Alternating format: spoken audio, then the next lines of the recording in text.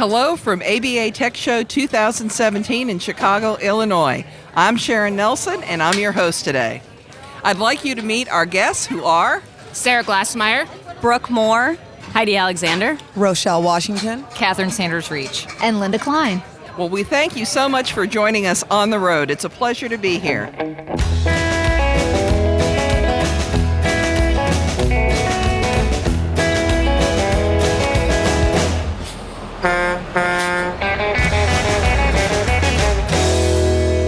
Today we're talking about Women of Legal Technology. I understand that this is a new initiative of the Legal Technology Resource Center. What is this initiative all about? All right, this is Heidi, and I'm happy to answer that question. So the LTRC Women of Legal Technology started a few years ago when I posted a blog to the Law Technology Today, which is LTRC's blog, and I identified 40 women that were innovators and leaders in legal technology because I thought it was important to celebrate women in legal technology and promote and encourage more women to join the field. And since then, LTRC took this on as their own initiative, and since then, past couple of years, we've actually gone out and asked for nominations, and we've received an overwhelming number of nominations for women to be added each year, 10 women to this list, this ever-growing list. And what we're going to do today, later today, Linda's going to give us a talk, and we're going to announce those 10 new honorees today. So we're excited to do that. Well, that's very exciting. Let the listeners hear, if you would, what each of you does, just briefly, in legal technology. I am a project manager at the new ABA Center for Innovation. This is Brooke. I have a virtual law firm helping limited scope self-represented litigants and small businesses. And I'm Heidi, and I'm the director of the Massachusetts Law Office Management Assistance Program, and I help attorneys with implement technology, marketing, everything related to the business side of their practice. I'm Rochelle Washington, and I am a practice management advisor for the DC Bar, and I also help lawyers with the business issues of running, starting, and growing law firms in the District of Columbia. And like my sisters, this is Catherine Sanders-Reach, and I am at the Chicago Bar Association as the director of the Law Practice Management and Technology division. I was the director of the Legal Technology Resource Center at the ABA before that, and I'm a law librarian. A lot more than that, I know. Why is it important that we promote women in legal technology? I'll take that one. This is Sarah. I think any kind of diversity is important in technology because what we're doing, especially in legal technology where we are creating solutions for real people, it's important to have the creators of the technology be representative of the population that we're serving because there's, if you're a white man in Silicon Valley, there are issues of a poor black woman in Appalachia that you might not understand, but if you have someone who shares characteristics with that user group, it helps to create better technology. So what do you guys see in the future of legal technology, and how do you see women's roles evolving? I think a lot of what women bring to the table is our understanding of what the problem you're trying to solve is and not the technology behind it. So really looking and focusing at what are we trying to do here, what's the end product, and not thinking about the kind of geek level stuff on the back end. I mean, yeah, we can all design databases, but what's it effectively doing? And so working with the end users to find out what we're actually trying to solve and bringing it forward that way. We have time for any of the rest of you to add your thoughts. This is Rochelle. And yes, I agree. I think that women bring a sense of practicality to technology.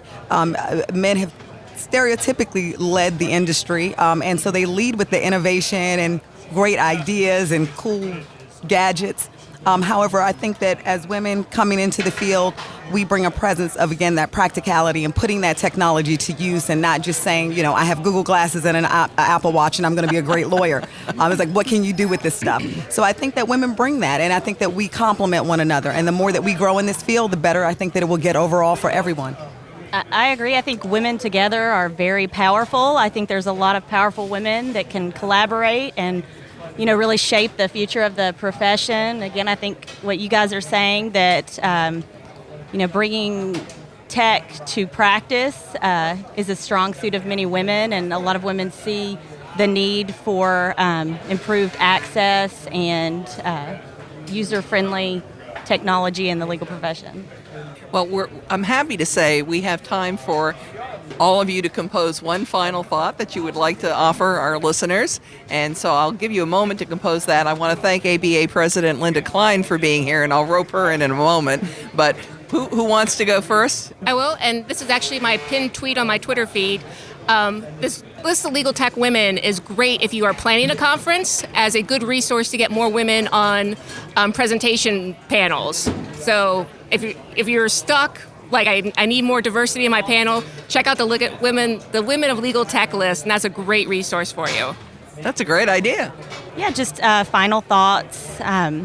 Just collaborate with other women. Make sure to reach out. We talked a lot about mentorship among ourselves, so I think that's a great way to get involved, especially if you're a woman in the legal tech field.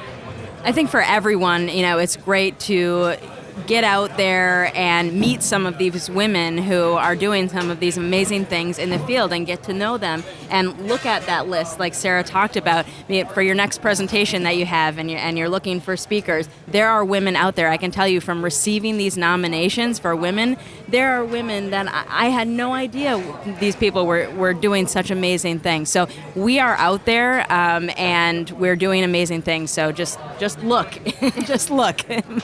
And this is Rochelle, and I guess I'll just add that ABA Tech Show, or being part of this, has been a great experience over the past few years.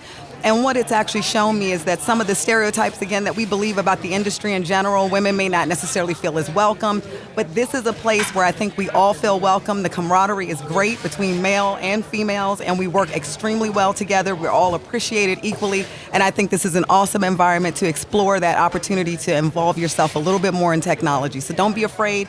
Check out Tech Show if you didn't make it this year. It's a great place to learn and grow. And I guess on a very serious note, this is Catherine.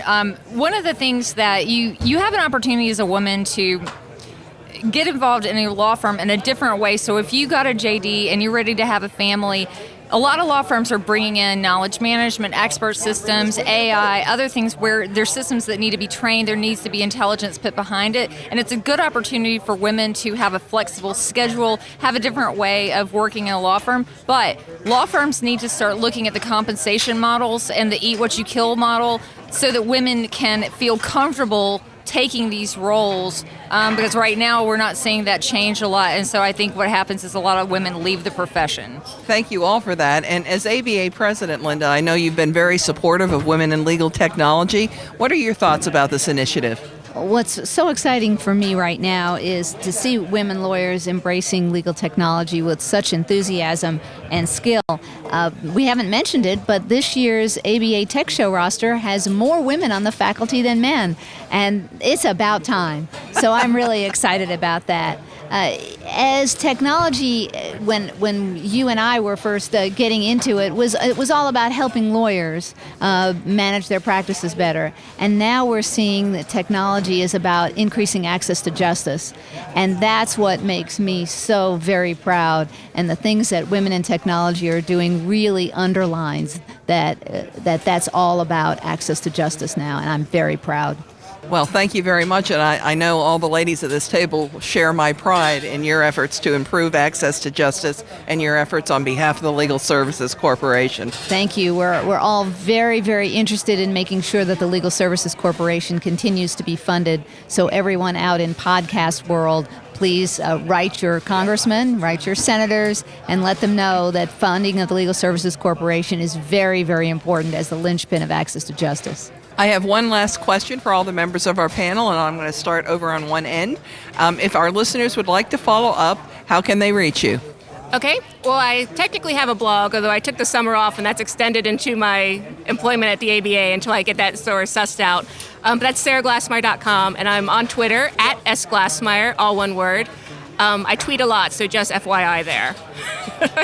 Yeah, you can email me at brooke@myvirtual.lawyer or on Twitter @arvirtuallawyer. And you can get me on Twitter at Heidi Alexander or at my blog at masslomap.org or email Heidi@masslomap.org.